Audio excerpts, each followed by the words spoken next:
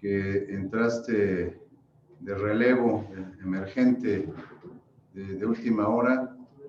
Venga, no, también, aunque... no, hombre, gusto de poder estar aquí y poder ayudar. Me escribió Eric hoy, pero afortunadamente pude reacomodar un par de pacientes para estar aquí y poder platicar con ustedes. Qué bueno, excelente, muchas gracias. Y además, digo, tú eres socio, ¿no?, de Eric, así que entiendo que te sabes la letra de la canción. Pues sí. Otro intérprete. Así, exactamente. Y algunos dicen que canto mejores rancheras, ¿eh? Ah, bueno, pues muy bien, excelente. No. La verdad es que Erika ha sido una punta de lanza. Sí. Yo creo que sin él estaremos en un lugar muy distinto, con un grado de certeza menor en cuanto a cómo se ve una industria correctamente bien implementada y con los alcances que debe tener en todos los aspectos, no nada más cuestiones económicas y de derrama económica, sino en sí para el bienestar de los pacientes. Entonces, yo creo que ha hecho una labor titánica y para mí es un gusto poder acompañarlo y aportar un granito de arena. Sí, qué bueno que la puedan ustedes compartir con toda la audiencia y que pues empecemos a abrir más los ojos, ¿no? Hacia dónde vamos, cómo vamos, qué falta, etcétera. Y creo que eso es importante. Nosotros iniciamos por ahí algunas charlas, digo, Juan Carlos está y ustedes igual, más que inmersos en todo este campo desde hace ya unos años, pero realmente el tren que aparentaba arrancar muy rápidamente hace un par de años, pues como que se detuvo y pues hasta ahora es que está reiniciando la marcha, ¿no? Entonces, así es. Creo que habrá mucho todavía que aprender, que ver, que vivir, que experimentar, así que, en fin, vamos a compartir toda esta experiencia que seguramente será de mucha ayuda y mucho interés para todo el auditorio. Definitivamente. Me comentó Eric que ya las 7, 8 diapositivas que iba a presentar ya las compartió y ya están integradas dentro de una presentación completa. ¿Se presentará esa presentación, valga la redundancia? Hay que checar con Jimena si tiene la... Sí tenemos su presentación, licenciado, pero bueno, en un principio, licenciado Eric iba a proyectar su presentación. ¿Quiere que nosotros proyectemos o se la envíe en este momento para que usted controle y decida cuándo cambiar? Sin ningún problema, cualquiera de las dos, ya sea que ustedes la tengan o en el momento en el que a mí me toque presentar, que me parece que soy el tercer ponente, ¿verdad? Sí. Y digo, me imagino que será por ahí de las 4:40, ya una vez que me toque presentar, ya sea que la manejen ustedes y yo les pida siguiente diapositiva o que me la manden y yo la presento. No puedo prender mi cámara. Venga, me sabe que no me lo está permitiendo el anfitrión de la conferencia. ¿La presentación será sin las cámaras, únicamente audio o cómo lo tienen pensado? ¿Listo? Yo estoy igual. Hola, Alan, te saludo, Juan Carlos Castillo. Yo estoy igualmente. No tenemos habilitada la función de cámara. No sé si nos la pueden ahí habilitar. Hoy que nos peinamos y que nos bañamos justamente para la plática, ¿no? Nos ponemos guapos y... Imagínate, y luego nos bloquean aquí la cámara, pues así no se puede. A ver, pueden revisar licenciados, creo que ya está activada.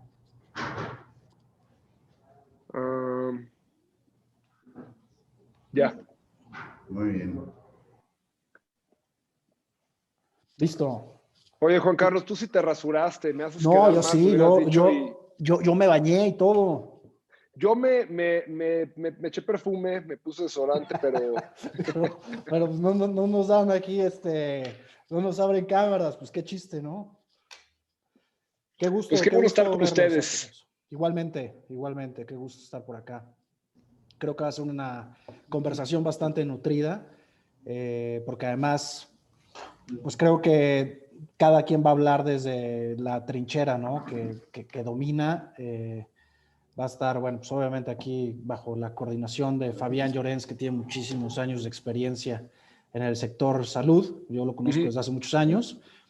A través tuyo, ¿no? Que entiendo que estás colaborando ahí fuertemente con con Eric, para dar esa perspectiva práctica de cuál es la realidad, porque una cosa es lo que está en papel, en política pública, en la norma, y otra cosa es lo que realmente se implementa en el día a día, ¿no? Y creo ¿Y que cómo va a ahí... funcionar? ¿Cómo pragmáticamente, Exacto. qué es lo que dice la ciencia en cuanto a la evidencia que hay, ¿no? Porque el mundo piensa que hay como dos opiniones muy polarizadas y algunas personas dicen, el cannabis es la panacea para todo y hay gente que dice, la marihuana es el diablo, ¿no? Realmente hay muchos matices y más Totalmente. allá de la opinión de las personas, creo que es importante entender qué es lo que dice la evidencia científica, los ensayos clínicos que han arrojado, ¿no? ¿Cuál es el grado de evidencia, certeza para qué patologías y bajo qué abordajes terapéuticos han resultado prometedores? Y simplemente ser un vocero de lo que la evidencia dice, para que realmente, se nos olvida, pero al final del día la penicilina es un hongo, ¿me explico? El ácido acetilsalicílico viene de una corteza de un árbol. Antes de que se normalizaran estos compuestos como una simple y sencilla pastillita que vas y es muy normal y entrar a una farmacia y tomártela, antes de esto, al final del día, vienen de compuestos orgánicos derivados de plantas que tuvieron que atravesar toda esta batalla legal para estar en un anaquel. Simplemente ahorita nos toca presentar esta nueva sustancia a través de un cambio de paradigma en donde por distintas razones había sido puesta en una fracción junto con otros fármacos, a lo mejor un poquito más nocivos, otras drogas, y ahora está en esta transición. Pero es justamente lo que, o sea, yo creo que tu perspectiva es muy justa, ¿no? En toda la extensión de la palabra, porque al final dices, oye, a ver, si tiene R&D, ¿no? O sea, no estamos hablando de que se va a suministrar algo que no está aprobado y que se desconocen los efectos o las consecuencias que puedan traer. Digo, yo particularmente que soy abogado, pro innovación, pro investigación y desarrollo, pro protección, propiedad industrial, porque sé los beneficios que eso conlleva, pues entiendo perfectamente la necesidad de que el uso medicinal de cannabis tenga toda esta fortaleza y toda esta infraestructura médica, técnica y científica que requiere para realmente acreditar seguridad, calidad y eficacia, ¿no? Entonces, creo que va por ahí. Y ahorita acabas de mencionar algo muy importante, o sea, ¿por qué hay productos permitidos desde hace muchos años que están justamente en fracciones ya reguladas a nivel ley, que son psicotrópicos o que tienen efecto psicoactivo y que han funcionado perfectamente bien y que tienen un control suficiente, ¿no? A través de la prescripción para evitar que se genere algún tipo de adicción? Porque ese Son es el sustancias temor, ¿no? controladas, claro. O sea, al final del día, en México es más fácil,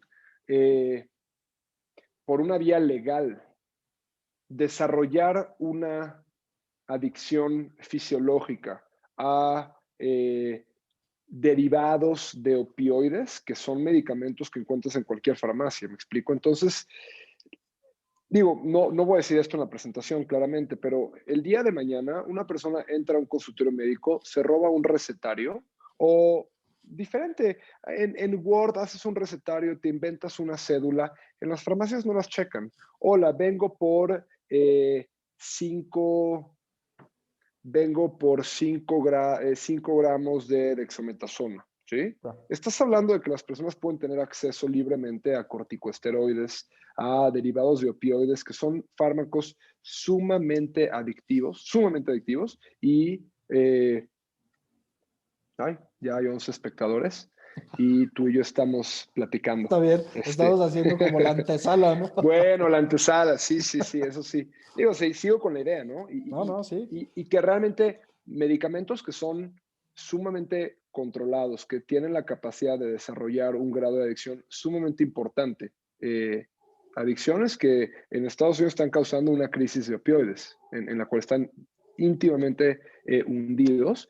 Hoy en día es más fácil llegar a desarrollar, comprando en una farmacia, un derivado de un opioide que puede tener esta problemática, y el cannabis, que no hay como tal evidencia de un grado de toxicidad que se le parezca a estos compuestos, no tenemos ni siquiera una regulación. Totalmente. Bueno, ya empieza, pues. Totalmente. Y sabes que yo ni siquiera atribuyo, entiendo el punto, pero ni siquiera atribuyo una culpabilidad al tema de los opioides. Más bien, yo creo que la ley es muy clara y te dice, oye, a ver, todos estos medicamentos, fracción 1, 2, 3 y 4 del artículo 226 de la Ley General de Salud, requieren receta médica. Entonces, más bien es lograr, como se dice en la jerga legal, ¿no? El enforcement de la norma para que entonces se aplique adecuadamente la prescripción, es decir, el suministro, la venta de productos a través de la adecuada prescripción médica. Pero no es que estén mal, sino que el proceso de adquisición de los productos tiene que ser mucho más regulado por parte de la autoridad sanitaria, ¿no? Claro, claro. No, y al final del día también hay un grado ya hay un grado de acceso a la planta. Desafortunadamente, esto es muy hechizo, esto es hecho en casa, esto es autocultivado, e inclusive pues ya pueden haber estos grados de derivados de metales pesados en algunas tinturas, o muchos de estos frasquitos que aparentemente te venden, pues realmente en ocasiones no tienen contenidos cannabinoides. Te está vendiendo aire, ¿me explico? Exacto. Placebo, ¿no? O si tienes suerte, porque pueden haber otros compuestos que pueden llegar a ser tóxicos porque no hay un grado de farmacovigilancia, porque se tardó en arrancar este proceso y esta adecuada farmacovigilancia como tal. Sí, de acuerdo. Hola, Jane, querida.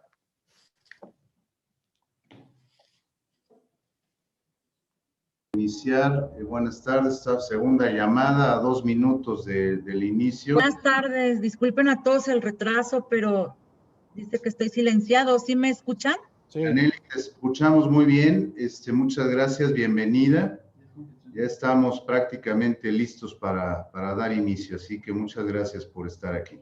Algo está pasando con mi equipo de cómputo, desconozco, me tardó muchísimo en entrar, ya me iba a conectar con el teléfono, pero tengo la presentación aquí, la estaba ubicando en el celular. Ya estoy aquí. Buenas tardes a todos. Hola. Buenas tardes, Janely. Qué bueno que ya estás aquí, es lo importante. Ay, perdón.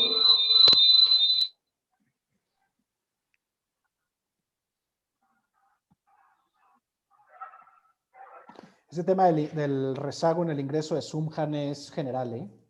No creo que sea tú nada más. Realmente. Pero es raro. Se satura la plataforma en determinadas horas y eso sobrecarga y retrasa también. Sabe que yo he estado conectada todos los días, todo el día, y no me había pasado esto. O sea, tengo un proyecto que estoy gestando en California. Entonces, todos los días me conecto con el equipo de trabajo y estamos conectados desde mis 11 de la mañana hasta las 12, 1 de la mañana. Y no me había pasado esto. Ok. Sí. No, bueno. O sea, para nosotros el tema de la distancia no es impedimento. No, definitivamente no. Para trabajar horas extras. Bueno, pues nuevamente bienvenidos. Muchas gracias, Juan Carlos, Janely, Alan. Vamos a dar inicio a este webinar. Ya estamos justo a las 5 de la tarde. Y bueno, pues muchas gracias a todos los que ya están ingresando, que se están conectando. Su servidor, Fabián Llorens, director de operaciones de INEDOFARM, les da la más cordial bienvenida a este foro, a este webinar acerca del cannabis, que esto es, creo que un tema que ha generado su efervescencia y bueno, trataremos de despejar muchas de las dudas que seguramente muchos de nuestros participantes tendrán. Antes de dar inicio formalmente al foro, quisiéramos tan solo mencionar el nombramiento de nuestra aula virtual como el ingeniero Alejandro Valdés Acata. Este nombramiento lo hacemos en honor al esfuerzo, al trabajo de muchos años que tuvo el ingeniero Valdés, uno de nuestros colaboradores más leales, más entregados desde que inició INEDUFAM con sus programas de capacitación, y desafortunadamente el COVID nos cobró esta vida muy valiosa, muy joven, a los 35 años de edad, y es verdaderamente, ha sido una pena muy grande para la organización.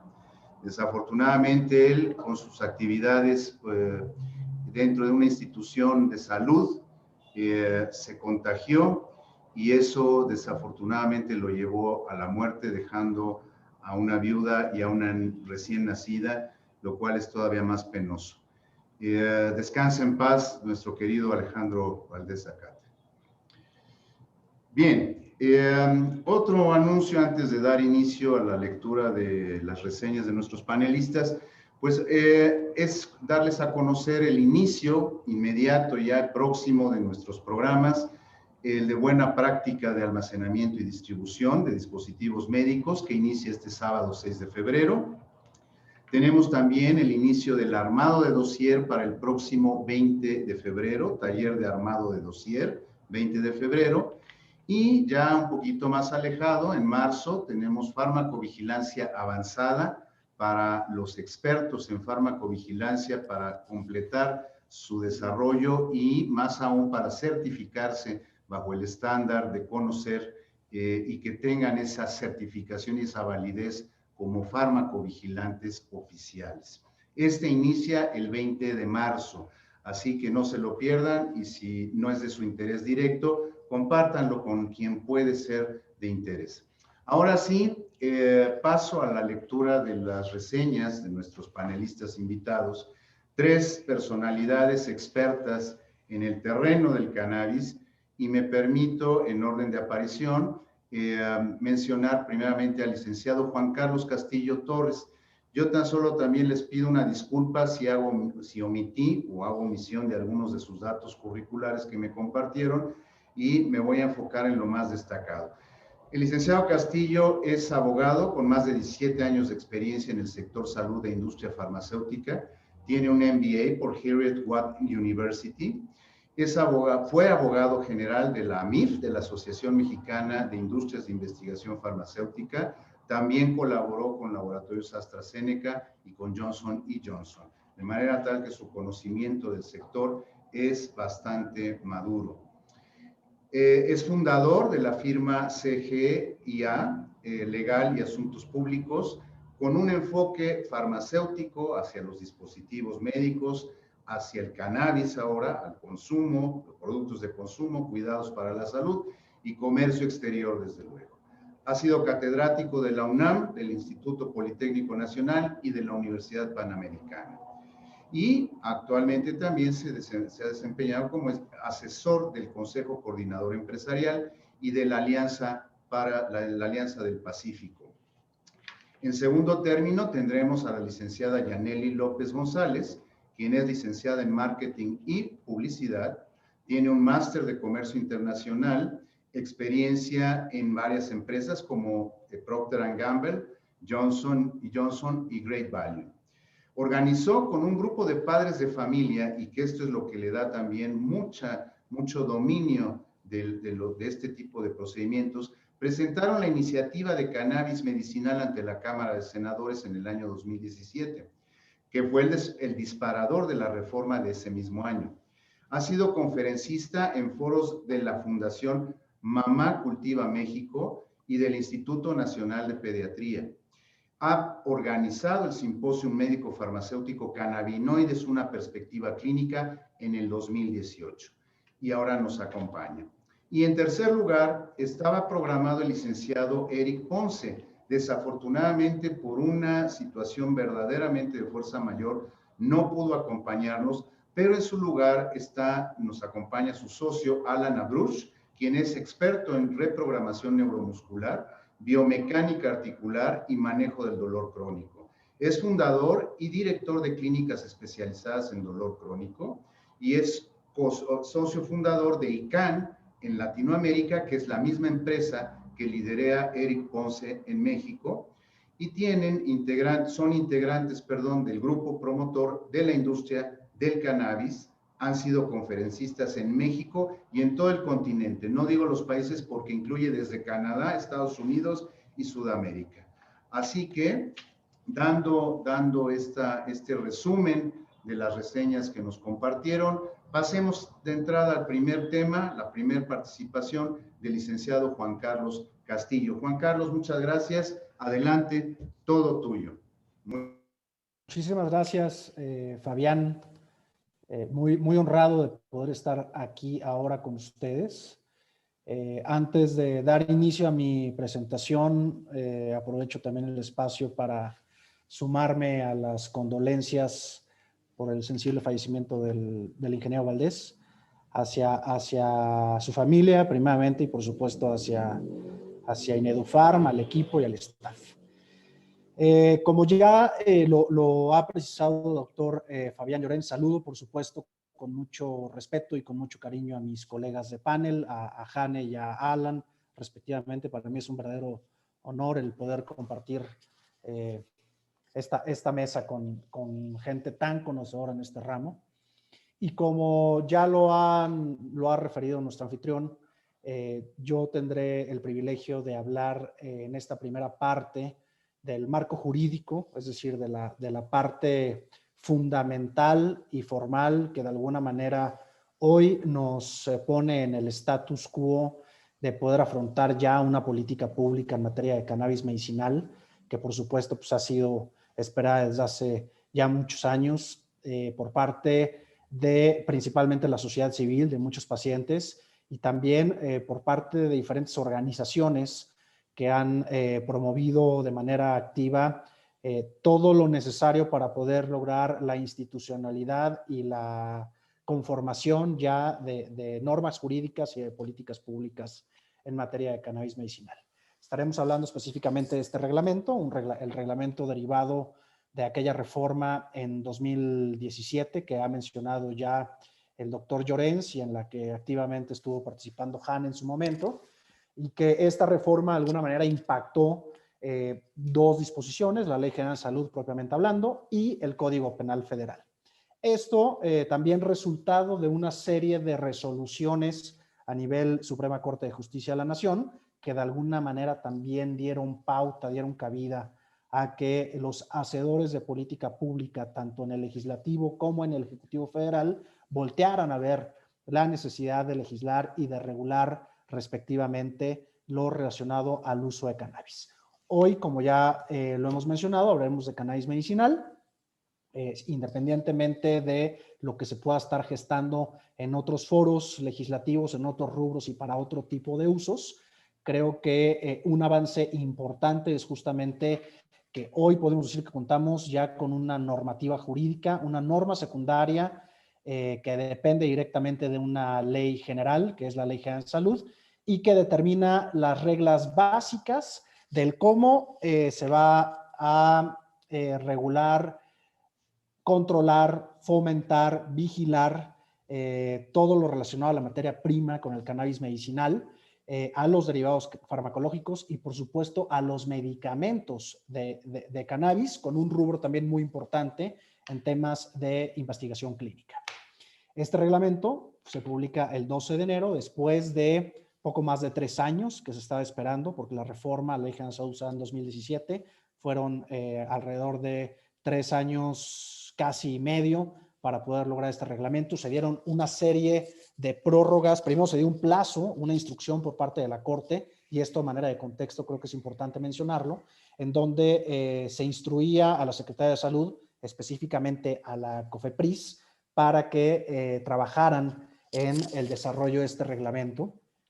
Y después de una serie de prórrogas solicitadas por parte de la agencia regulatoria y por el tema de la suspensión de plazos resultado de la pandemia, todos los plazos fenecieron y no fue hasta el 12 de enero de este año que se logra la publicación ya en firme y la entrada en vigor, por supuesto, del reglamento para uso medicinal del cannabis e investigación médica.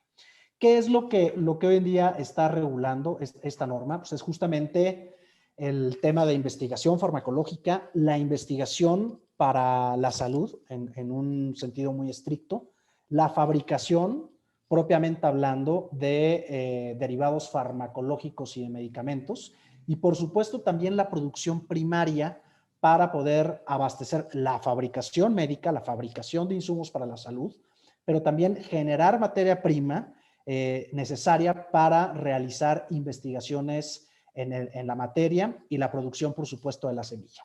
Entonces, no es, habiendo dicho esto, el tema de este reglamento no se acota exclusivamente a la intervención de la COFEPRIS, como en un principio se pensó, sino que el espectro del reglamento es muchísimo más amplio y eso involucra la participación de prácticamente 3 secretarías de Estado.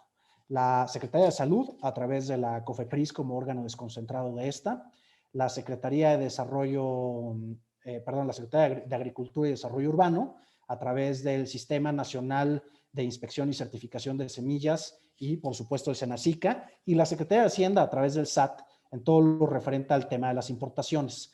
Hablamos ya no nada más de un proceso o no de una simple permisibilidad para poder comercializar, importar e inclusive acondicionar insumos para la salud derivados del cannabis, sino que hablamos ya propiamente de la posibilidad de producir desde sus inicios para poder contemplar toda la cadena de valor productiva que está relacionada con el cannabis en México. Y esto es muy importante porque el espectro que tiene el reglamento es muy amplio y seguramente Alan estará conversando un poco más al respecto de cómo se da ese proceso industrial y ya cómo es la práctica como tal, la aplicación médica, ¿no? No quisiera yo detenerme en ello. Como ya lo mencioné, la COFEPRIS, bueno, que sigue siendo la institución con mayor representatividad porque tiene el control y el fomento sanitario relacionado siempre con la investigación y con la fabricación de insumos para la salud.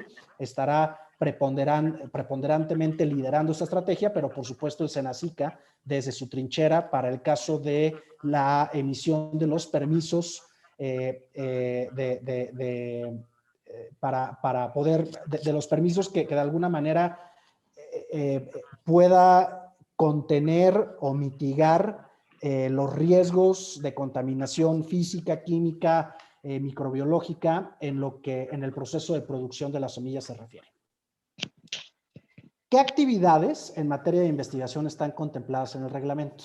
Está primeramente los protocolos de investigación, que muchos sabemos que para poder iniciar investigación en México se requiere la autorización por parte de la COFEPRIS a través de un protocolo en el que se tiene que demostrar una serie de evidencias, los fines, el objetivo, el comité de ética que de alguna manera avale el protocolo, la institución que estará de alguna manera participando en dicho protocolo clínico y por supuesto los pasos, ¿no? O el protocolo propiamente hablando. Entonces, la misma dinámica que hoy en día existe para insumos para la salud, para medicamentos de síntesis química, productos biotecnológicos, etcétera, va a aplicar en el caso de investigación de productos derivados del cannabis con una renovación o con una revisión de manera anual. Si hablamos de actividades en materia de producción, ahí es donde juega el papel preponderante SENACICA, también como organismo desconcentrado de la Secretaría de Agricultura, y ellos traerán a su encargo todos los permisos para la siembra con fines de investigación y de fabricación en su caso. Y para que SENACICA pueda ir hacia el permiso de siembra con fines de investigación, tendrá primero que agotarse la instancia del protocolo de investigación que se llevará a cabo en COFEPRIS.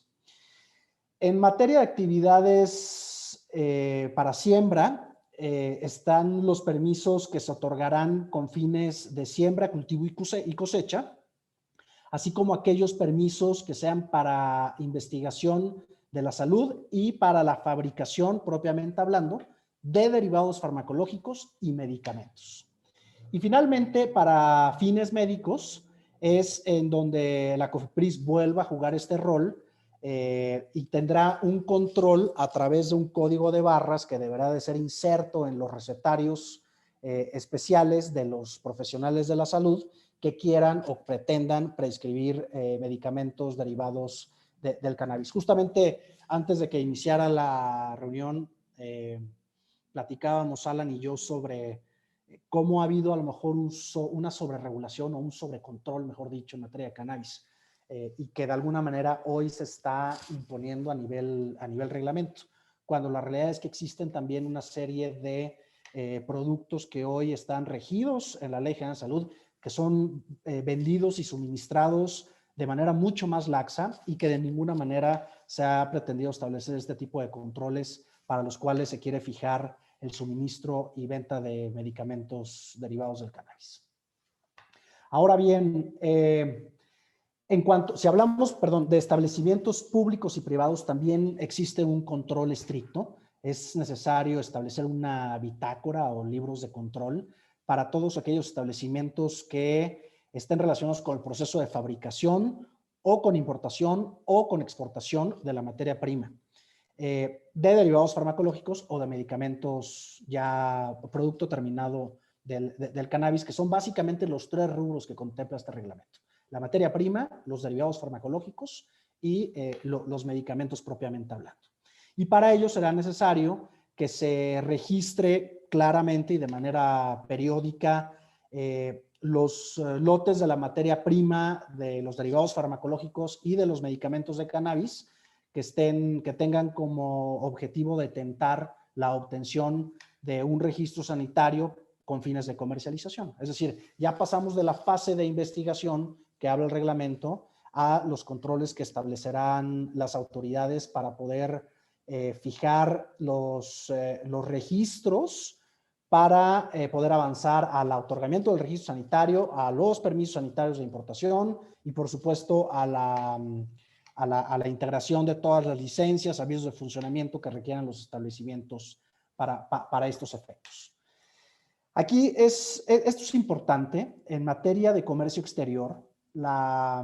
Si hablamos de importación, el reglamento permite que pueda ingresar al país prácticamente las 3 fases de la cadena de valor previstas en el reglamento. Es decir, que ingrese la materia prima, que ingrese la semilla, que ingresen los derivados farmacológicos o también que ingrese el medicamento de cannabis. Y con esto debemos entender que es el producto terminado. Pero a contrario, Censu, a la permisibilidad que hay para temas de importación, en el caso de exportación el reglamento es muy claro y dice: solo podrás exportar derivados farmacológicos y medicamentos de cannabis, lo que significa que la materia prima no es susceptible de exportación. Y eso a lo que nos lleva es a asumir que el regulador o los reguladores de este reglamento lo que pretenden es promover más el mercado, la industria nacional para efectos de producción de materia prima nacional, sí, con producción nacional, pero no con fines de exportación cuando hablemos de materia prima, sino de derivados farmacológicos y medicamentos terminados, producto terminado, perdón. En este mismo sentido, para poder lograr los procesos de importación y de exportación respectivamente, hay una serie de fases. Aquí la primera es cuando la Secretaría de Salud va a expedir el permiso de importación de materia prima, cuando hablemos de semilla, cuando hablemos de plántulas, o cuando hablemos de material vegetal para propagación.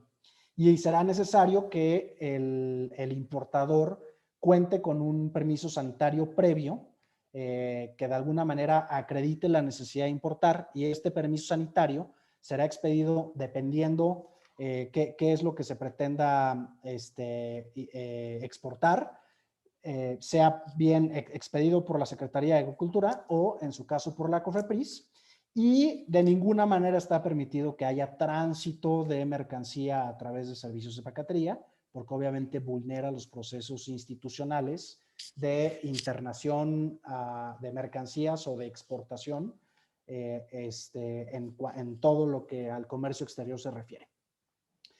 Para que se logren estos trámites de importación y exportación de materia prima o de complejos moleculares o de derivados farmacológicos o de medicamentos per se, que están definidos en el reglamento, es necesario que el trámite se lleve a cabo a través del servicio electrónico que se tiene. Hoy está esta figura del MUSEM, que es el sistema de tramitología electrónica que ha funcionado relativamente bien y se pretende que el trámite sea a través de la misma vía, lo que lo puede hacer más expedito. También en este mismo tenor, para obtener los permisos de importación es importante que se presente la solicitud y una vez que se otorgue el permiso, el interesado lo que deberá hacer es dar aviso a la COFEPRIS para que una vez que esté listo, la COFEPRIS lleve a cabo una visita de verificación, una visita in situ, avale que el producto que se pretenda realizar es exportar, es el descrito en los permisos y entonces con eso lo que hará el verificador por parte de la agencia regulatoria es que le dará check y entonces será susceptible la exportación. Si hablamos de importación de materia prima para siembra, será importante que se presente la solicitud para la expedición del certificado fitosanitario ante Senacica.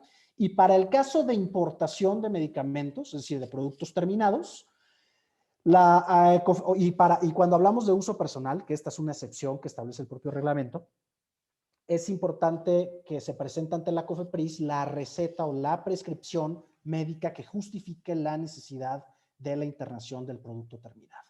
En cualquier caso, pensaremos, bueno, pues es que sigue siendo mucha tramitología y no sabemos a ciencia cierta los tiempos que vayan a tardar para poder lograr las resoluciones ante las solicitudes que hagan las personas. Sin embargo, creo que los trámites que se están previendo no difieren mucho de la práctica que tiene hoy, principalmente COFEPRIS, ¿no?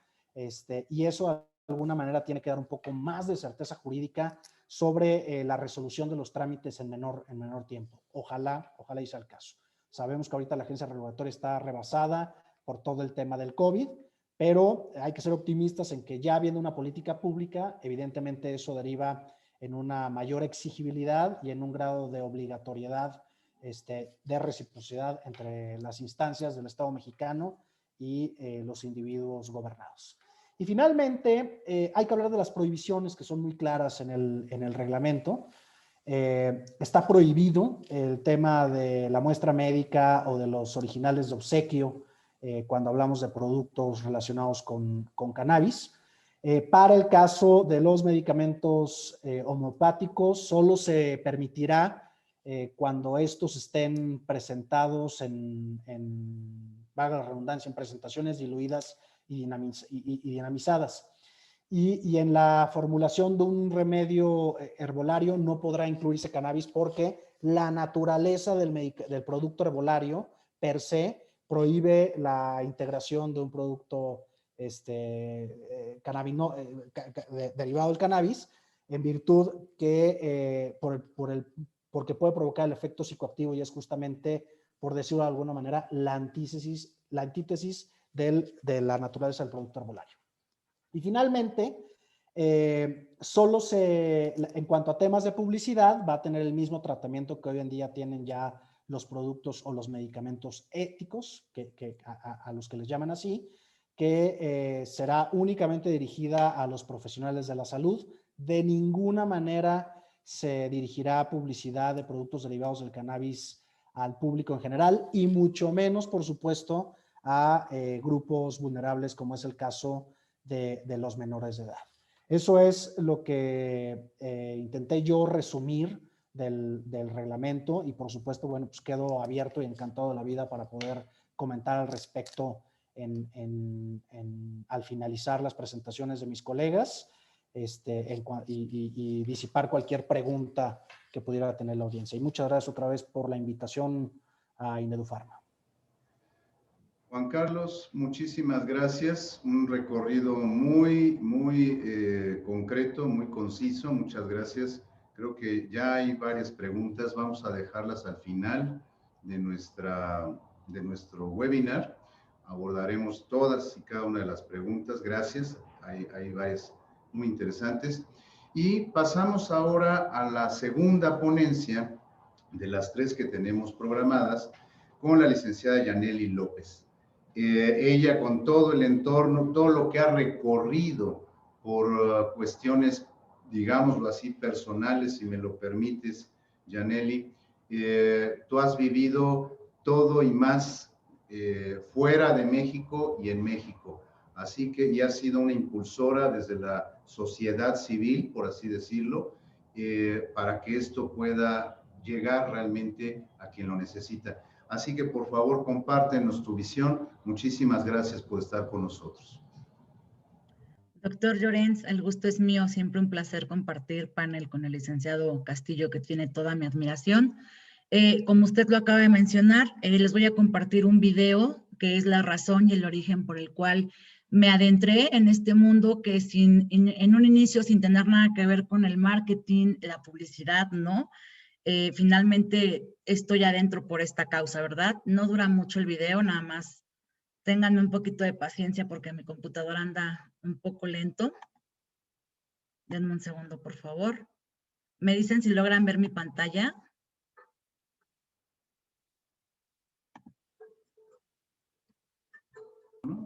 No lo... A ver, parece ya. Ahora sí, ahí está.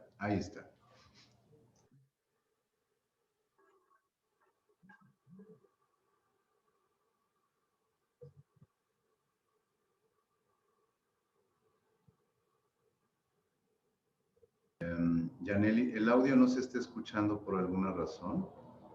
No sé si lo vuelves a poner desde el principio y checamos en tu controlador de audio en la esquina inferior izquierda. Ahí vas a encontrar la opción para compartir el audio.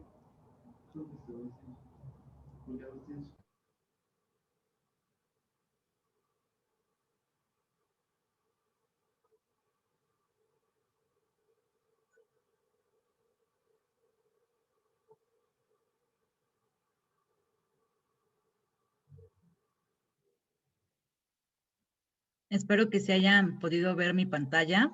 No sé si lograron verla. Sí. Voy a poner brevemente una lámina, solo que mi computadora de verdad me está fallando muchísimo. Ese es Diego, la razón por la cual estoy metida en el mundo del cannabis. Efectivamente, nosotros empezamos a cabildear la ley desde el 2016 que aparece Raúl Elizalde y Mayela Benavides para tramitar el amparo de su pequeña Grace, y bueno, un grupo de padres nos unimos a la causa, tomando en cuenta nuestra, pues de cierta manera, nuestra experiencia anecdótica, empírica. Como lo mencioné, yo soy mercadóloga, pero me tuve que convertir en química, bióloga, médica, cuidadora, y licenciada también para defender los derechos de Diego, porque él viene de un traumatismo craneoencefal que sufrió en un hospital del sector salud de la Ciudad de México. No se nos anuncia que el niño tuvo un impacto y bueno, se desencadena toda esta condición, ¿verdad? Pero ¿qué es lo que se ha generado? Esta falta de claridad, esta falta de sensibilidad y empatía por parte de la autoridad, que tardó 3 años, 5 meses en tener que reglamentar una ley que, si bien el derecho a la salud tiene que estar por encima de todas las leyes, pues ellos se tardaron y las únicas opciones que nos dejaban son estas 4 que ustedes ven en mi pantalla, ¿verdad? 2017 nos autorizan la importación de suplementos derivados del cannabis hasta el 1% de THC. Estos suplementos ya todos hoy en día los conocemos, ¿verdad? La mayoría se importan del país vecino. Sin embargo, bueno, se presume también que tienen cierta eficacia. Algunos han funcionado, otros no. ¿Cuál era nuestra siguiente opción? Pues importar productos grado farmacéutico que ya los acompañara una investigación basada en eficacia en ciencia. Sin embargo, los costos son exorbitantes y para una familia como la nuestra, que tiene múltiples gastos por el cuidado de un chiquito como Diego, pues es inalcanzable poder comprar una presentación de Sativex y Epidiolex, que encima de que cuestan arriba de los 20,000 pesos, eso es lo que cuesta el puro producto, y sin embargo todavía hay que añadirle los gastos de importación. ¿Cuál es la otra? Que nos acaba de dejar también la autoridad, y es en la que muchas madres, padres, abuelas, hermanos, tías, llegamos a encontrar una salida, pues fue en el autocultivo con fines medicinales, ¿no? Si bien son... Perdóname que te interrumpa, no se está viendo tu slide. ¿No se ve? No, no se ve. A lo mejor... Sí, a lo mejor, si deja de compartir, perdón. A lo mejor la pueden compartir desde los equipos de Inedufarma. A ver, ¿ahí lo ven? ¿Ya? Ahora sí. ¿Sí lo pueden ver? Sí. Ok, sí. Me voy a retroceder un poquito. Les estaba, bueno, como les comentaba, ¿no? 3 años, 5 meses de estar básicamente, pues, encuadrando en tipos penales. Muchas mamás empezamos a cultivar. Otras más empezaron a comprar productos que se vendían a través de redes sociales. En el 2018 la CONADIC solo detectó 600 páginas de internet que vendían ya fuera suplementos de CBD traídos de la Unión Americana, otros de productores locales, ¿no? Que aprendieron a hacer el extracto y lo empezaron a vender. Y la única opción que teníamos de cierta manera como con garantía, pues son los fármacos que ven hasta arriba, que son Sativex y Epidiolex, que ya cuentan con un respaldo médico y científico y con estudios de investigación fase 3, pero sus costos son extremadamente exorbitantes, ¿no? Sativex, por un lado, cuesta casi los 30,000 pesos. A eso hay que añadirle los costos de la importación a México. Y, Sativex cuesta 19,132 y Epidiolex cuesta 27,542 pesos. Esto comprándolos en países que tengan tratado de libre comercio con México, en donde obviamente el costo es más accesible. Otro encuadre al que nos orilló la autoridad fue a tener que recurrir al autocultivo con fines medicinales, ¿no?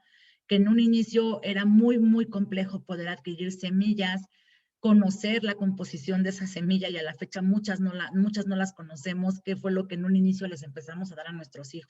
Fue un tema que también nos orilló a levantar la mano, a buscar instituciones, en mi caso a buscar el respaldo de la UNAM, busqué el respaldo del Instituto Nacional de Pediatría y solo me dijeron, pues te vamos a dejar que le des cannabis a Diego, pero nosotros nos deslindamos de todo. Dije, ok, no pasa nada, asumo el riesgo. Y llevamos ya básicamente 5 años con una calidad de vida donde Diego ha estado controlado en los episodios epilépticos que él sufre. Él tiene un síndrome llamado Lennox-Gastaut, que es de difícil manejo. Pero ¿qué ha pasado más allá, no? Porque a nivel internacional, los marcos regulatorios han tenido que irse perfeccionando. En esta investigación que yo realicé, ¿verdad? Habla de países como Canadá, estados como de la Unión Americana como California, que también empiezan por un tema medicinal, pero California se rompió en la delgada línea entre fumar por placer y fumar por dolor.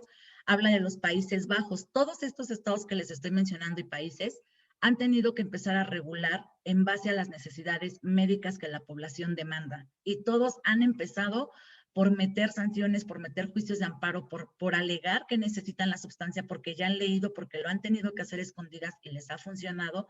Y de ahí viene todo este boom, ¿no? Lamentablemente, por cuestiones vuelvo a lo mismo, por cuestiones regulatorias, la investigación fue la primera que se ve trabada. ¿Por qué? Porque si bien Sativex y Epidiolex ya traen una investigación desde remotamente 2014-2015, el invertir en investigación es mucho dinero y el recuperarla en largo tiempo les merma más a las empresas y a los inversores. Por eso es que las investigaciones en torno al cannabis se han visto frenadas, porque los marcos regulatorios no permiten el intercambio comercial tan libremente para poder recuperar esos retornos de inversiones. Actualmente ya se están empezando a perfeccionar esos marcos de regulación, como lo tiene ahora México, que es una ley general de salud que nos va a permitir hacer investigación en todo territorio mexicano. Caso de California. California también permite el uso medicinal, sin embargo, la complejidad de las leyes federales que se sobreponen a las estatales vuelven a mermar y entonces empiezan con esta serie de dispensarios y se empiezan a hacer suplementos alimenticios derivados de la planta del cáñamo. Pero va más allá de por qué ese suplemento tiene eficacia o no es eficacia. Simplemente se catalogó como suplemento porque la semilla de cáñamo es alta en proteínas y grasas y ácidos y minerales. Por eso es que lo encuadran ahí. Sin embargo, ha sido una necesidad de los pacientes el empujar cada vez a las autoridades a que esos tratamientos sean accesibles y asequibles para las personas que los necesitamos. En México, lamentablemente, este reglamento no contempla a los pacientes que en este momento lo necesitan de ya. Por mi parte, apoyada con un grupo de abogados como el doctor Castillo y otro grupo de aliados, vamos a impulsar un programa de suministro especial como lo ha hecho Canadá, como lo ha hecho Israel, como lo ha hecho Alemania, que debido a los marcos regulatorios que si ahorita no son válidos, pero pueden ser un inicio, ellos le dieron prioridad a los pacientes en ese momento, ¿verdad? Empezaron a dar sustancias para empezar a dar preparados en medicinas magistrales. En algunos países tuvo éxito, en otros no lo tuvo porque el propio paciente es quien costeaba su tratamiento. Entonces, ahí el costo-beneficio muchas veces pega en el bolsillo y les permiten el autocultivo, ¿verdad? Este ejemplo me encanta porque eso pasó en Canadá.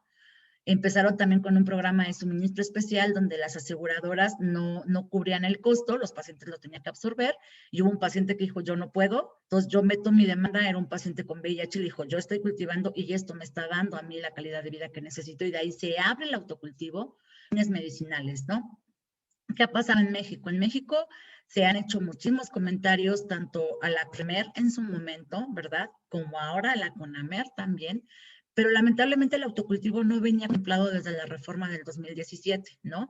La reforma fue muy estricta, fue orientada a satisfacer una demanda de salud pública para la sociedad mexicana con tratamientos accesibles y de costo solidario, pero eso no se está viendo reflejado ahorita, ¿no? Hay que esperar cierto lapso, más de 12, 18 meses en que los primeros estudios de investigación se puedan dar en el país, en que las autoridades permitan empezar a importar este tipo de fármacos que, si bien vuelvo a repetir, no son nada accesibles para el bolsillo de una familia medianamente normal.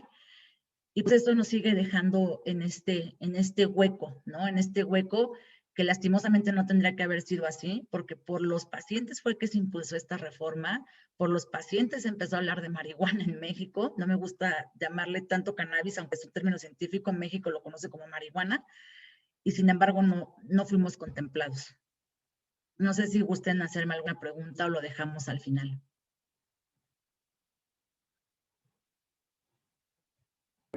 Yaneli, muchísimas gracias, muchas gracias. Vamos a dejar al final las preguntas, todas las preguntas y los comentarios los vamos a dejar al final. Antes de pasar a la presentación y a la disertación de Alan Abruch, nada más quisiéramos compartirles un pequeño anuncio. Ya nuestra biblioteca virtual ya está al aire en este momento para todos los miembros de INEDUFARM, para todos los exalumnos, todos los interesados e inclusive para aquellos que quisieran ofrecerle este beneficio a sus médicos, a sus clientes como empresas farmacéuticas, igualmente estará disponible para este tipo de servicios.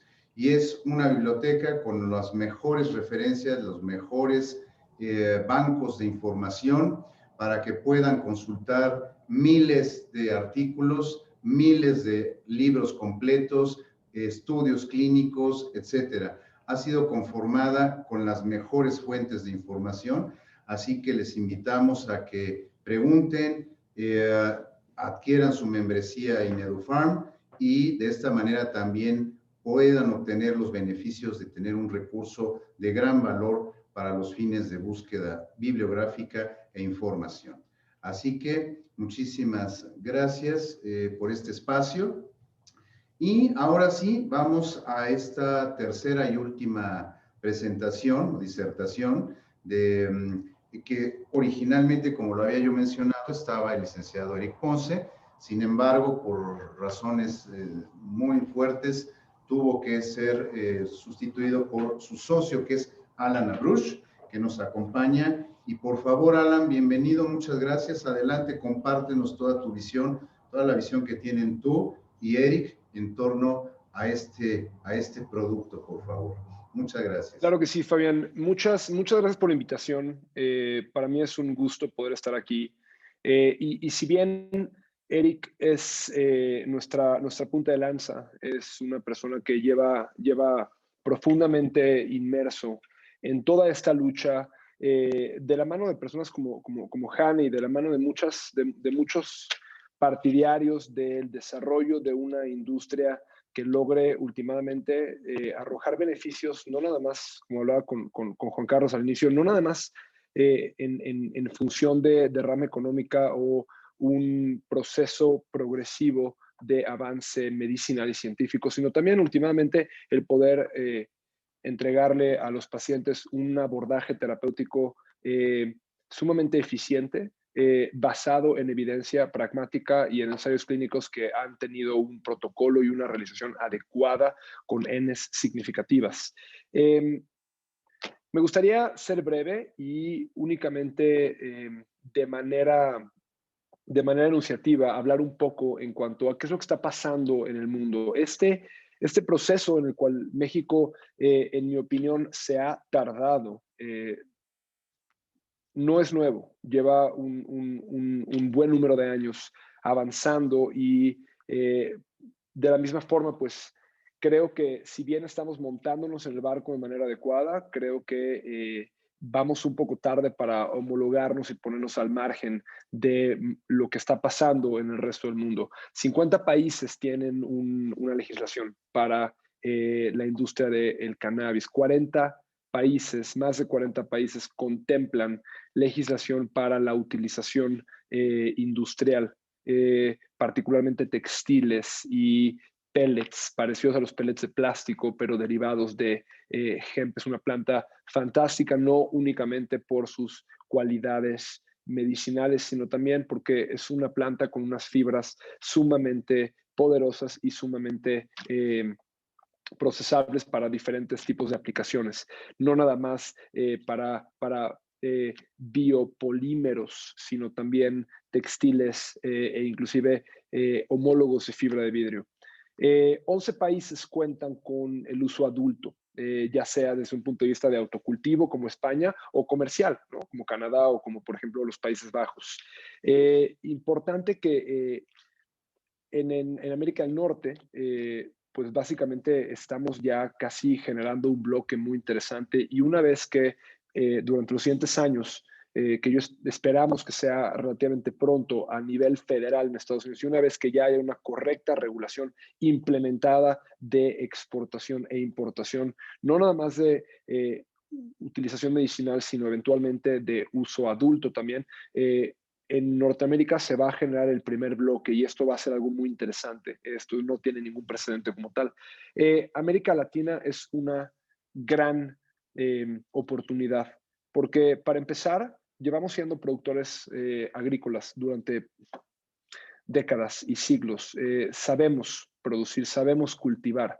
Tenemos un clima sumamente privilegiado. Tenemos, con base en el proceso y los ciclos de cultivo de la planta de la cannabis, que pueden bajar inclusive hasta 12 semanas. Eso nos permite tener casi 5 ciclos de cultivo, lo que nos pone en una posición muy prometedora para eventualmente perfilarnos para ser un gran proveedor de materia prima eventualmente para diferentes países. 2 hitos importantes. En noviembre de 2017, la OMS básicamente reconoce la no peligrosidad del CBD y en la edición número 63 de la Convención de Narcóticos de las Naciones Unidas, esta Convención de Viena, el 2 de diciembre de 2020, reconoce a la cannabis, a la planta de cannabis, como un fármaco con potencialidad medicinal, como una medicina, lo quita como tal de la fracción en la que estaba, de la fracción 4. Y esto es un hito sumamente importante porque realmente permite que avancemos a la siguiente conversación. Ahora, particularmente en esta región, en Latinoamérica, pues básicamente tenemos cuatro formatos. Ilegal, países con un abordaje que permiten temas medicinales o de investigación, una cuestión de utilización industrial y uso adulto, por último. En este mapa pueden ver claramente cómo la progresiva transformación hacia una industria medicinal y de investigación y de uso adulto está ocurriendo. Eventualmente vamos a llegar, Brasil, por ejemplo, nos sorprendió en el último año con esta apertura, cuando pensamos que realmente con un líder tan, pues vamos a poner arcaico, derechista, aperturó este camino para la investigación. Este proceso progresivo se está dando en Latinoamérica y es cuestión de tiempo. Yo particularmente me siento muy emocionado que México finalmente ya tenga esta normatividad que nos permita entrar al quite y empezar a desarrollar la infraestructura y las capabilities para realmente poder competir en este mercado que va a generar grandes cambios. ¿Cuál es el potencial del mercado en México? Me gusta esta presentación porque la palabra ilícito finalmente está rayada. Estos son estados que históricamente han sido productores y ahora tienen la capacidad de verse productores dentro de una normativa completamente legal.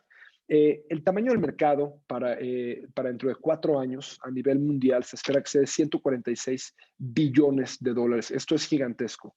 Es gigantesco. Es una industria realmente grande. En México se estima que para el 2025 el mercado de cannabis puede llegar a los 8 billones de dólares. Esto es increíble, solamente para poner un grado de referencia. En el año 2018, el estado de Colorado, derivado de la recaudación fiscal, únicamente de la industria de cannabis, logró, claro, ellos tienen recursos y destinos específicos, cosa que nosotros no contemplamos todavía, pero únicamente para poner en la balanza, Colorado logró financiar todas sus instituciones educativas derivado de las recaudaciones fiscales de la industria de cannabis solamente en el estado. Eso permitió desarrollar una óptica completamente diferente, no nada más el potencial benéfico para los pacientes y las diferentes verticales terapéuticas que de esto se pueden desprender, sino también la utilización de estos recursos para optimizar diferentes áreas de la vida de la población. Siendo muy breve, me remito a esta siguiente gráfica. Diferentes ensayos clínicos, diferentes estudios por universidades, por instituciones de primer nivel, han identificado las siguientes patologías que cuentan con suficiente evidencia médica para abordar un tratamiento basado en medicina cannabinoide. Por supuesto que todavía nos falta mucho por entender y las diferentes fisiopatologías van a tener que ser abordadas con diferentes formulaciones, diferentes dosificaciones y por supuesto que tenemos que comenzar a atravesar esta curva de aprendizaje. Pero básicamente estos números están expresados en miles. Entonces, esperamos que a medida de que vayan pasando esta década en donde creemos que va a ser el tiempo que a nivel poblacional vamos a lograr desmitificar los efectos nocivos relacionados a la planta de la cannabis y vamos a poder tener una entrada, un grado de apertura de la población en general y pensamos que estos números expresados en miles de personas van a ser los consumidores principales para este tipo de patologías. Epilepsia y particularmente espasticidad derivado de enfermedades neurodegenerativas como Parkinson's o como esclerosis múltiple o ALS han demostrado tener evidencia Tier 1, particularmente pues muy pragmática y muy factual. Esto es muy emocionante, derivado de el grado de menor toxicidad que este abordaje terapéutico puede representar ante otros homólogos de otro calibre. Haciendo un poco de alusión a lo que el doctor Juan Carlos hablaba, el día de hoy el conseguir opioides puede llegar a ser en ocasiones más fácil que conseguir un medicamento basado en cannabis, ¿me explico? Creo que este sobrecontrol puede ser contraproducente siempre y cuando no se vaya a llevar al extremo, ¿me explico? Fentanilo, alfentanilo, oxicodona, hidrocodona, son opioides sumamente controlados, sumamente peligrosos y en ocasiones creo que únicamente requieren una cédula de especialidad, cuando no requieren este folio específico con un número de serie específico para... pero venga, estamos comenzando. Entonces, si bien me parece que hay una discrepancia como tal, me siento contento de que vamos avanzando. Los abordajes terapéuticos de la cannabis pueden interactuar de diferentes maneras con diferentes patologías. Como todos ustedes saben, y sin tratar de ahondar en la parte médica o en la parte científica de manera tan profunda, tenemos receptores en el cuerpo, tenemos estos receptores del sistema endocannabinoide, CB1, CB2. Estos receptores van a neuromodular de cierta manera, dependiendo de estas combinaciones de los diferentes cannabinoides, de este espectro diferente de los cannabinoides, incluyendo flavonoides, incluyendo terpenos, y estas diferentes dosificaciones y estos diferentes compuestos van a poder ser utilizados de maneras muy interesantes. Por eso a mí me apasiona mucho el modelo de medicina magistral, en donde de manera individual se va a poder dosificar y se va a poder formular con base en las necesidades de un paciente, derivado de explícitamente de las instrucciones del médico tratante. Por eso creo que es muy importante echar a andar una campaña masiva para los profesionales de la salud que entiendan qué es lo que dice la evidencia y progresivamente alejarnos de este autocultivo y esta autoformulación en donde realmente pasamos al punto donde estamos adivinando. Una cosa es el uso adulto, en donde simplemente hay una intoxicación derivada del consumo de la cannabis, que al final del día no hay tampoco gran problema ni gran riesgo de salud, pero si el objetivo es llegar a implementar un correcto abordaje terapéutico para tratar una patología específica, tenemos que remitirnos a la evidencia científica y tenemos que remitirnos a especialistas que sepan cómo dosificar y que sepan cómo prescribir específicamente para las diferentes patologías. ¿Qué deberíamos de exigir, ¿no? Para empezar, que esta curva de aprendizaje se vaya atravesando y que cada vez más haya más médicos que, uno, entiendan que estamos ya en este camino progresivo a la utilización cada vez más común de medicina cannabinoide y que los médicos estén enterados y letrados y sepan qué es lo que dice la evidencia científica actual al respecto. Dos, creo que es importante que las farmacias y los que vayan eventualmente a proveer a los usuarios de estos medicamentos puedan acreditar una procedencia legal, no nada más de los medicamentos que le entreguen, sino de los insumos que utilizaron para prepararlos, estos certificados de calidad, estos CEOA, que básicamente nos permitan que cerciorarnos de que los medicamentos y la materia prima que se utilizó en esencia tiene el contenido cannabinoide que dice tener. Hace 2 años, de manera coordinada, en México, el grupo de ICANN, del cual soy cofundador y pertenezco orgullosamente, y de la mano de otros grupos, hicimos un pequeño experimento en donde de distintos outlets en redes sociales y de páginas de internet conseguimos diferentes medicamentos y suplementos, desde personas que aplican el cajuelazo y traen 100 botellitas de alguna tintura o algún aceite y lo venden, hasta estos multinivel, hasta personas que lo hacen en su casa, ¿no? Y lo venden en internet. Encontramos que más del 80% de los productos que dicen que tienen fitocannabinoides realmente no cumplen ni en las cantidades que dicen, y en muchas ocasiones presentan ciertos contenidos tóxicos como metales pesados, microorganismos, pesticidas que pueden inclusive llegar a ser peligrosos y tóxicos. Entonces, creo que es muy importante que esta industria se dé de una manera coordinada y progresivamente tratar de vencer esta persistencia de un mercado negro, un mercado gris, en donde la farmacovigilancia no está siendo correctamente implementada. Es importante que los laboratorios o las droguerías que van a permitirle a los usuarios tener acceso, puedan avalar la calidad del producto y puedan entregar un producto realmente de calidad. Aquí en el centro de esta diapositiva van a poder ver lo que es básicamente un certificado de origen y un análisis, en donde vamos a poder ver cuáles son los contenidos de las microtoxinas, de metales pesados, de pesticidas y sobre todo el perfil de los cannabinoides. Esto va a permitir también saber, bueno, cuáles son las mezclas de cannabinoides y los picos y los techos y las bases para entonces poder desarrollar una prescripción más específica.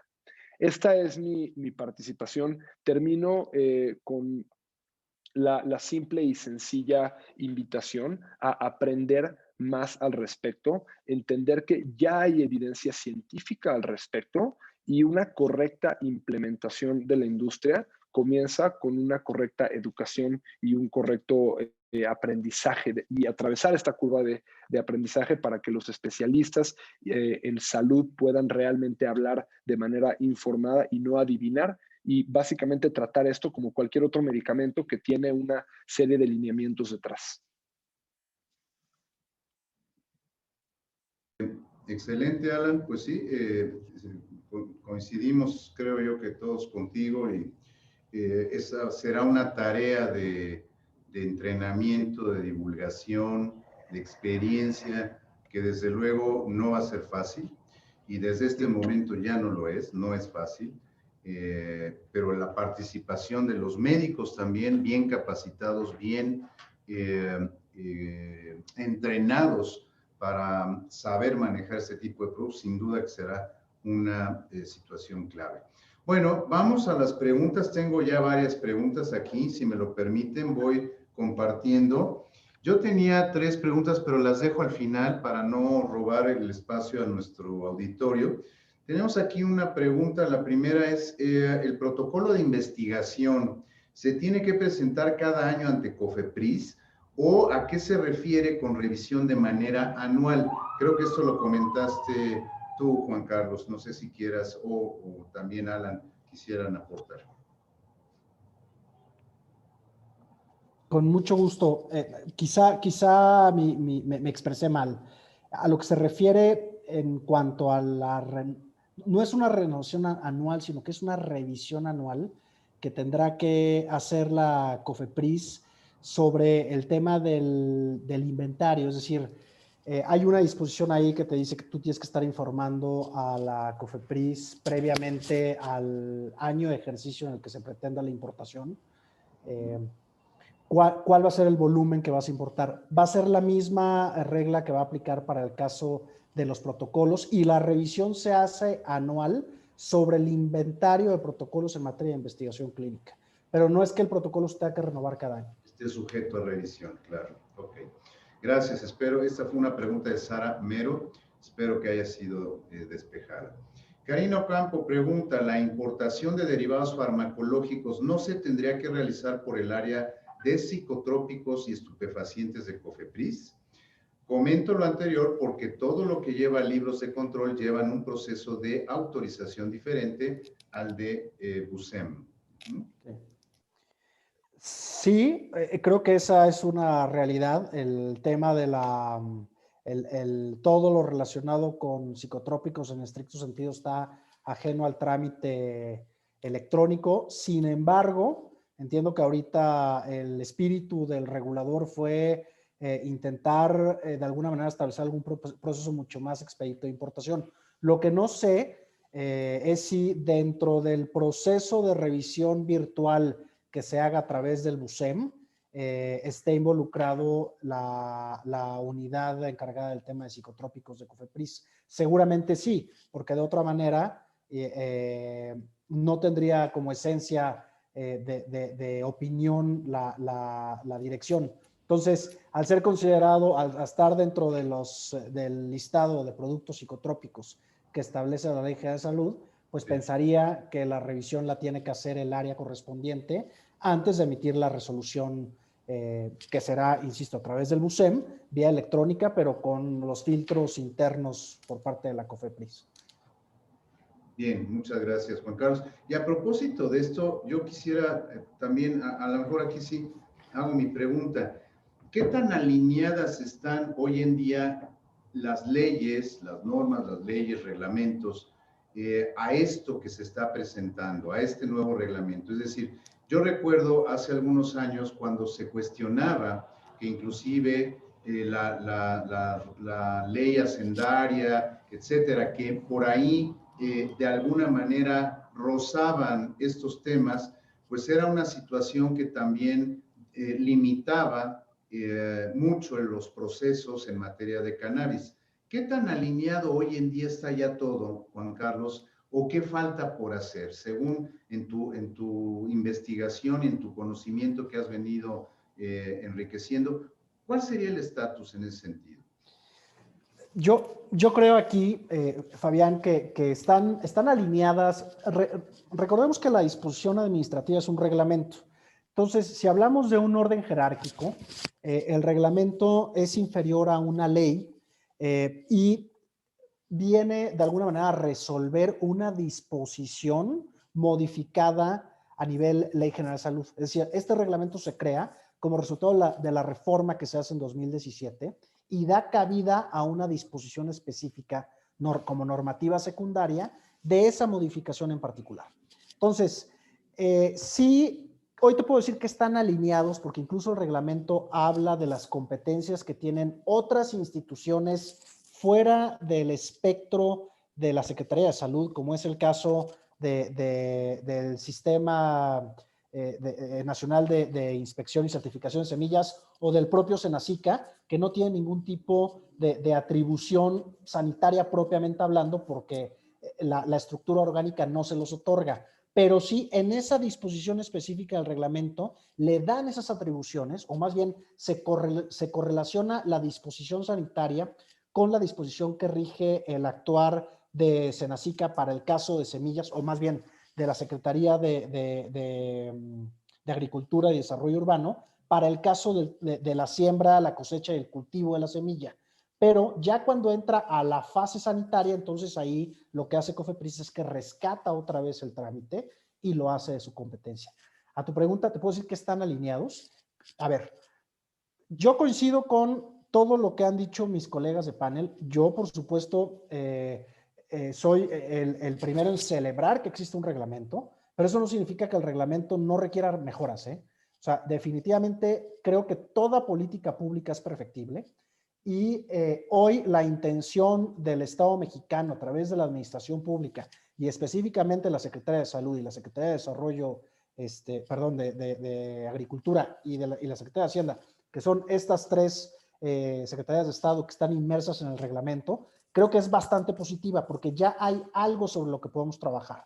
Hay situaciones, muchas áreas grises, en donde no es claro el reglamento, es decir, no habla específicamente de cuál va a ser el tratamiento o la diferenciación que debe existir entre un producto que contiene THC versus un producto que contiene CBD y en dónde está ese estándar internacional que hablaba del 1% de THC, ¿no? La norma ahí creo que es demasiado cauta y pienso que con el paso del tiempo lo que sucederá es que se estarán haciendo las reformas necesarias al reglamento en función de la práctica y de las necesidades que se vayan determinando para todo el espectro que tiene o el alcance que tiene el reglamento.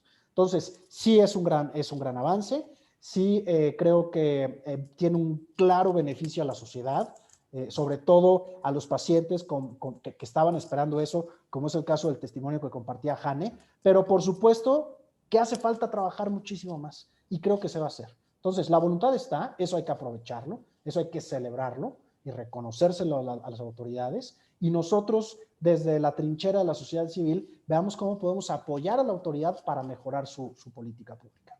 Perfecto, clarísimo. Gracias, Juan Carlos. Aquí hay otra pregunta de la doctora Rosa Illescas. ¿Qué viabilidad hay para que los agricultores de pequeña escala tengan oportunidad de sumarse a la siembra y cultivo de marihuana y sean beneficiados de esta nueva oportunidad de negocio? No sé si también Yo podría responder esa pregunta, pero tampoco, bueno, quiero dejar claro que yo no soy la especialista, ¿verdad? Creo yo, y si estoy mal, licenciado Castillo, por favor, corríjame. Los productores de pequeña y mediana escala tendrían oportunidad si se vinculan a una empresa grande, porque las normas de cumplimiento del reglamento, pues son normas sanitarias que en estructura se traducen en costos demasiado altos, ¿verdad? Entonces, esa es una de las polémicas que se ha desatado, que no prevé beneficiar ese sector que ya tenemos nosotros, como es el campesinado y el campo mexicano. Claro. Sin embargo, existen, bueno, yo conozco de primera mano ya 2 proyectos que traen para beneficiar al campesinado y al campo mexicano por inversionistas mexicanos, ¿verdad? Previendo que las grandes empresas que ya están operando en Canadá, en la Unión Europea o en Colombia, pues van a llegar a México y de cierta manera van a ser los primeros en acaparar porque ya traen todo este know-how y porque traen estos fondos de inversión muy grandes, ¿verdad? Pero esa sería como la respuesta que yo podría dar de acuerdo al conocimiento y a esta exploración que yo tengo y el contacto que he tenido con personas tanto del campo que ya lo están haciendo. Claro, ejemplo es Oaxaca y Guerrero, que ya tienen unos campos a cielo abierto muy bonitos. Sin embargo, con esta reglamentación se tienen que meter a hacer cultivos indoor que cumplan con todas las especificaciones y normas sanitarias que se apegan a este reglamento. Ok. Gracias, Jane. No sé, ¿alguien más quisiera aportar algo?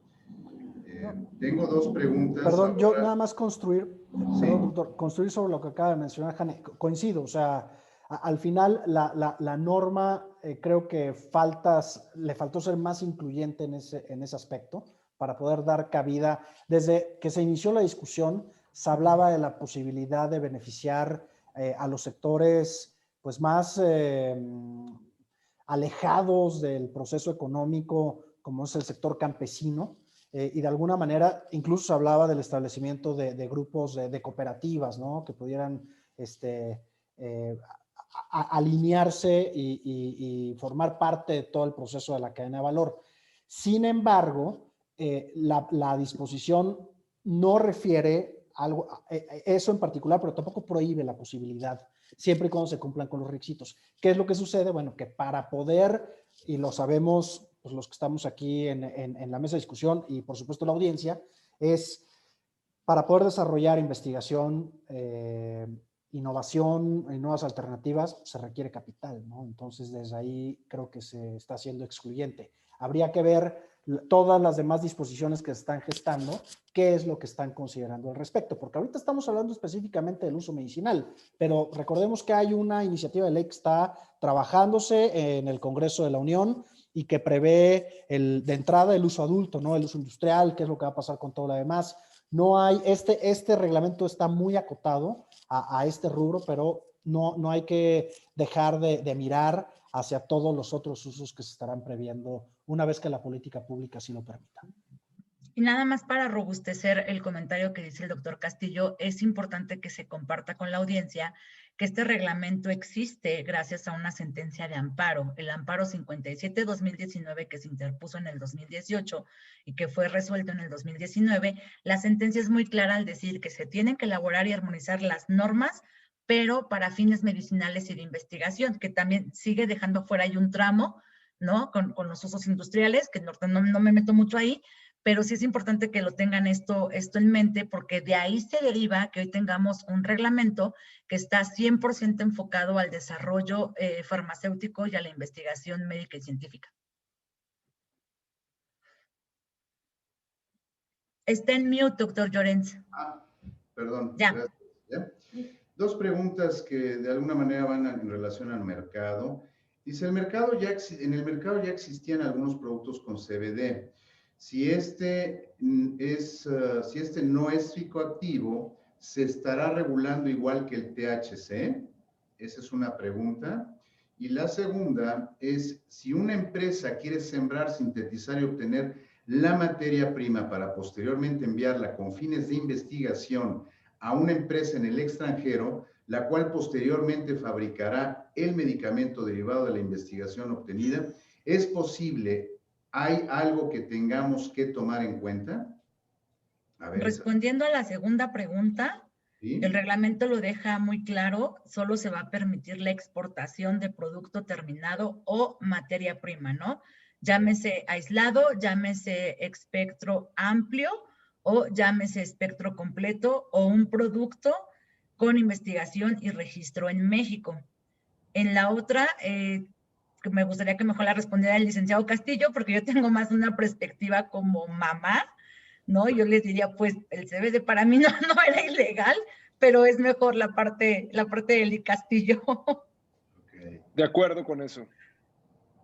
No, coincido, o sea, yo creo que lo acabas de decir muy bien, Hanny lo acaba de refrendar ahorita Alan. En efecto, o sea, el reglamento, y es lo que comentaba yo en la presentación, es muy claro y sí es como, tiene una limitación para fines de exportación. Te dice, para exportar únicamente podrán ser derivados farmacológicos y producto terminado. Materia prima está excluido por parte del reglamento, a diferencia que para efectos, para la importación, pues evidentemente sí está previsto traer materia prima, porque si no, no hay manera, claro, de traer la semilla y empezar con todo el proceso de producción, ¿no? Sería como ocioso decir, oye, en estricto sentido, no debe de haber semilla antes de la existencia del reglamento, o mejor dicho, antes de la reforma a la Ley General de Salud de 2017, no debiera de existir semilla en territorio nacional, porque no había permisibilidad para traerla.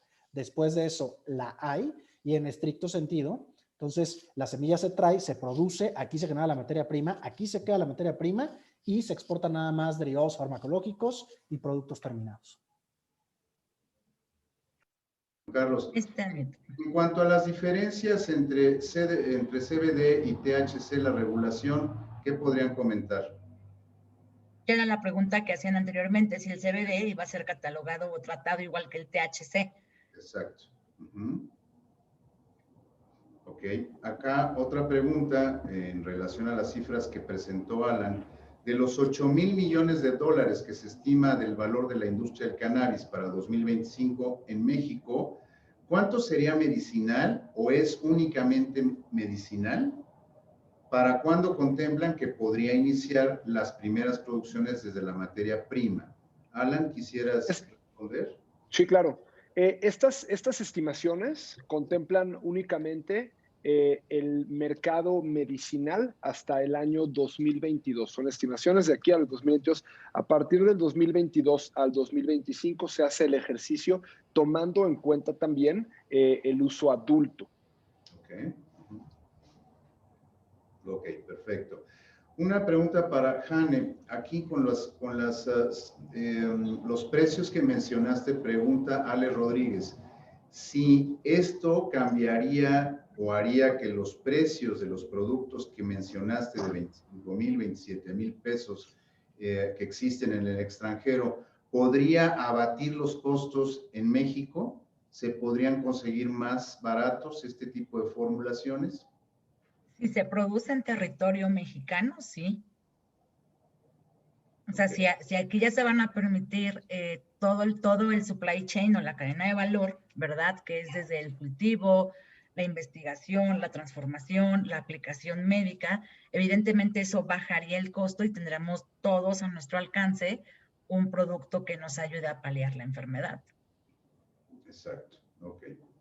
Ivonne Mireles pregunta, bueno, los felicita a todos los panelistas. Gracias.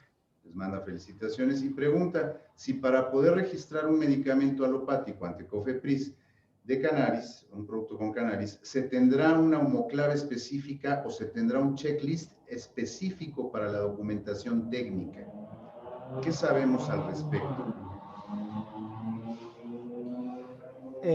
Seguramente será una homoclave específica, en efecto, pero todavía, al menos yo no sé si la COFEPRIS haya ya expedido algún criterio al respecto. Yo pensaría que tendrá un tratamiento bajo la inercia que hoy en día ya tienen el resto de los productos regulados por la agencia regulatoria, pero lo que sí estoy casi seguro, ¿no?, a reserva de equivocarme, por supuesto, es que tendrán una homoclave diferente. Ok, perfecto. Aquí pregunta Sara Moreno, nuevamente, Mero, perdón, Sara Mero. Pregunta, ¿cuáles referencias o qué referencias en cuanto a regulación extranjera se podría consultar? ¿Qué recomendarían ustedes?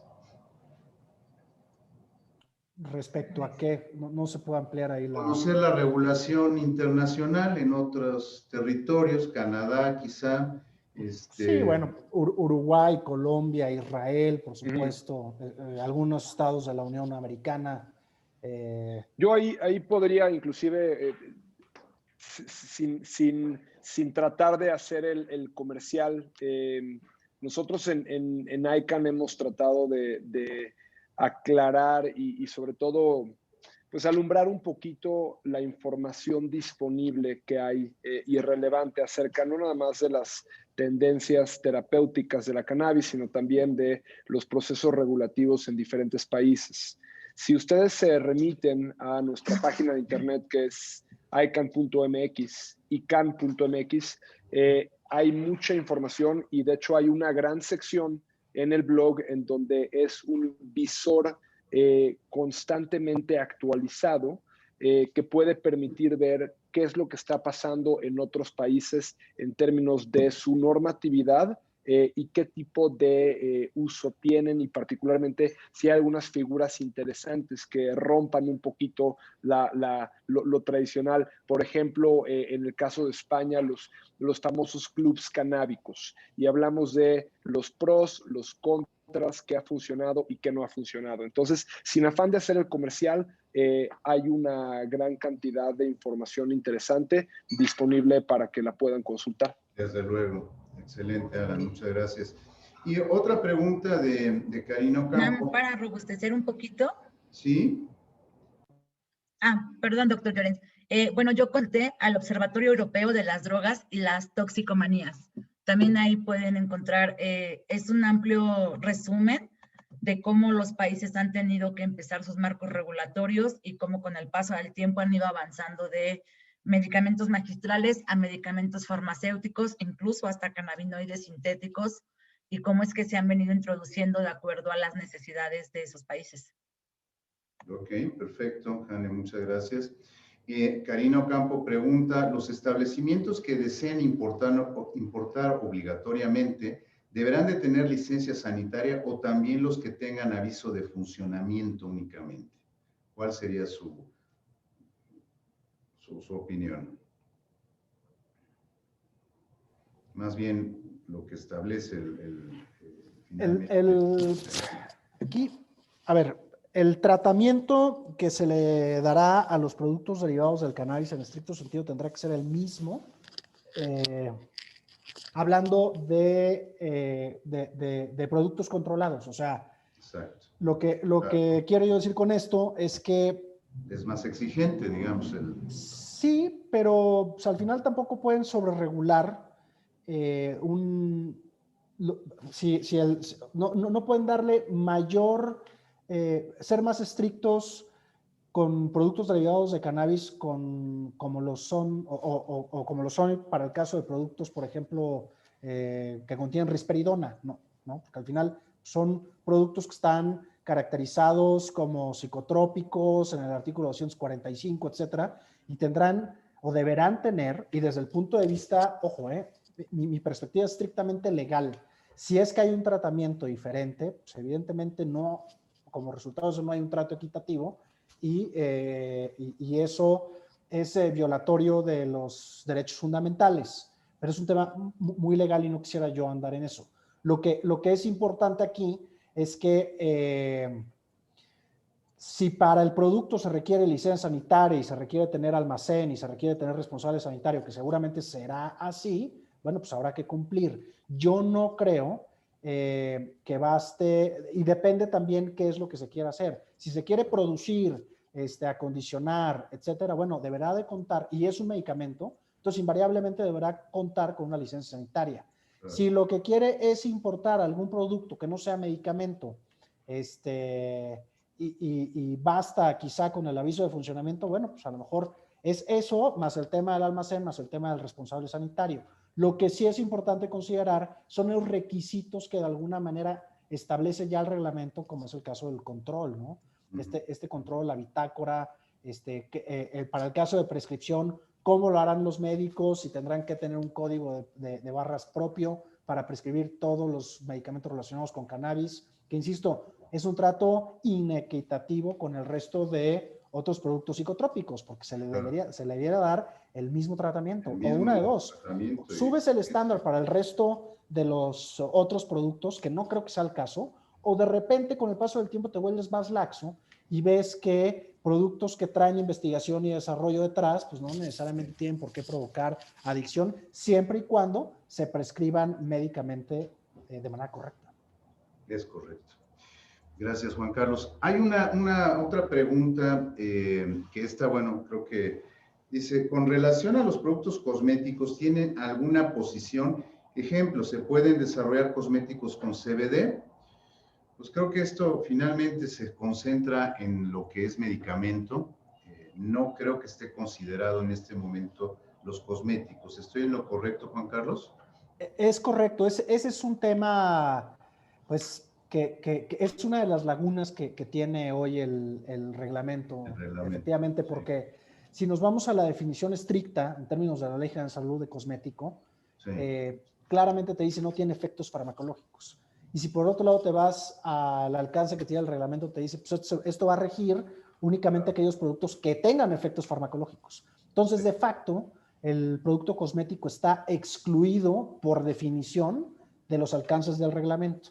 Pero lo curioso es que cuando estuvimos analizando el dictamen que estaba discutiéndose en el Senado, que se aprobó y llegó a la Cámara de Diputados, y seguramente lo habrá visto también Jane y Alan, pues lo curioso es que decía, todo lo relativo a cosméticos, todo lo relativo a suplementos alimenticios, y por supuesto insumos para la salud, estará a lo que dice la disposición sanitaria. Entonces, en ese momento se lavaron las manos del tema de cosméticos, lo aventaron, pero no lo contempló el reglamento. Entonces, ahorita el producto cosmético está en el limbo, no tiene una regulación propia que bueno, digo, sabemos lo complicado que es también el manejo de cosméticos, porque no puedes hacer publicidad, no puedes ostentar propiedades terapéuticas en la medida que es un cosmético.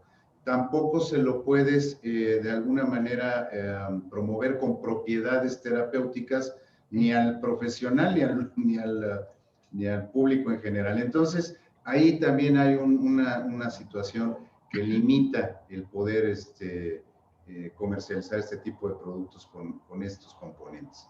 Que muy de bien, hecho pues, eso... Sobre todo la parte, perdón, Janelia, adelante. No, de hecho justo era lo que yo les decía, ¿no? O sea, la reforma a la Ley General de Salud que se hizo en el 2017 sí contemplaba estos usos. No recuerdo ahora si está en el 245 fracción 5, pero está en uno de los artículos donde sí habla y se hacía permitible los cosméticos, los ungüentos, estos suplementos, ¿no? Que tanto se venden en otros países sin tener complejidad y sin tener necesaria la prescripción de una receta. Pero bueno, el reglamento, y lo vuelvo a hacer con mucho énfasis para que no haya esa confusión, este reglamento viene derivado de una sentencia de amparo. ¿Por qué? Porque pasaron muchos años, las autoridades no emitían el reglamento, se emite este amparo y parte de la sentencia, aparte de que era proveerle el tratamiento del Estado al menor, obligaba y exhortaba a la Secretaría de Salud y a COFEPRIS para armonizar y realizar estas reglas de este juego en el estricto sentido de salud y ciencia. Por eso es que sigue quedando un tramo corto de esa reforma, que si bien lo quisieron retomar en este proyecto de ley que está ahora mismo en el Senado, es una ambigüedad, porque por un lado ya está en una reforma de ley, entonces damos por hecho que ya es legal, pero no lo están contemplando en una regulación. Y por otro lado, lo vuelven a meter en el anteproyecto de ley federal, en donde le dicen, ¿quieres hacer cosméticos? Me lavo las manos y te apegas a la norma existente que está en COFEPRIS. Entonces, o se puede o no se puede. Más bien esa sería la pregunta. Si ya está en una ley, me dice que es legal. Y si ya está en otra ley que va a salir y la remite a la regulación existente, ¿a dónde estoy parado? Exacto. Esa sería como la incógnita, ¿no? Ese es exactamente el círculo, ese circulito. Así es. Estimados todos, les tengo que agradecer el tiempo. Desafortunadamente tengo que estamos concluyendo, Alan. estamos concluyendo. Realmente ya abordamos prácticamente todas las preguntas. Sin embargo, les invitamos a todos aquellos que estén interesados en asesoría, en consultoría para desarrollar proyectos con cannabis, que se acerquen con nosotros y estaremos en la mejor disposición, el licenciado Castillo, Jane, Alan, en poder apoyarles para desarrollar los proyectos que suenan interesantes y suenan muy atractivos económicamente. Así que les agradecemos a nuestros 3 panelistas, mil gracias. Hay también, déjenme decirles, hay un evento organizado por AMEPRES, un curso que se va a llevar a cabo el día 11 y 12 de marzo, justamente para abordar con mayor profundidad y mayor detalle toda la regulación y todos los vericuetos que esto implica y que debemos entender si estamos interesados en este mercado. Así que muchísimas gracias a todos. Gracias, Juan Carlos, Jane, Alan, mil gracias. Estamos en comunicación con todo nuestro auditorio y hasta la próxima. Muy buenas tardes. Gracias a ustedes. Gracias. Un gusto. Buenas Gracias. tardes a todos. Un abrazo a todos. Hasta luego. Gracias a todos. Hasta luego. Gracias.